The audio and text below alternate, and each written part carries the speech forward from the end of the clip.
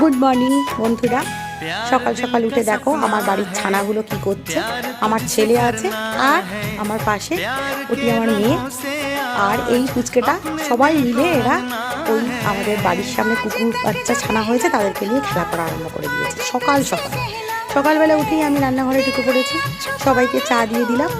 চা দেওয়ার পরে একটু রান্না বান্না করছি। এটাই আজকে লাঞ্চের মেনু। লাঞ্চের মেনুতে রেখেছি আজকে বেগুন ভাজা, ডাল আর আমলুচুনো মাছের পেঁয়াজ কলি দিয়ে তরকারি করেছি, গরম গরম ভাত আর পোস্ত দিয়ে কাতলা মাছ। কেন করেছি জানো? সকাল সকাল মা আজকে মামার বাড়িতে যাবে, মামাতো ভাই মাসি ছোটো মামা আসবে, সবাই মাকে নিয়ে যেতে। তো যাই হোক, ওরাও এসে খাওয়া দাওয়া করলো। আজকে দিনটা একটা অন্যরকম গেল ব্যস্ততার মধ্যে দিয়ে। লাঞ্চের মেনুটাও তোমাদেরকে দেখিয়ে দিলাম। তো তোমরা সবাই ভালো থেকো, তোমাদের সাথে আবার গল্প করতে নিয়ে আসবো। গুড মর্নিং বন্ধুরা। সকাল সকাল উঠে দেখো আমার বাড়ির ছানাগুলো কি করছে।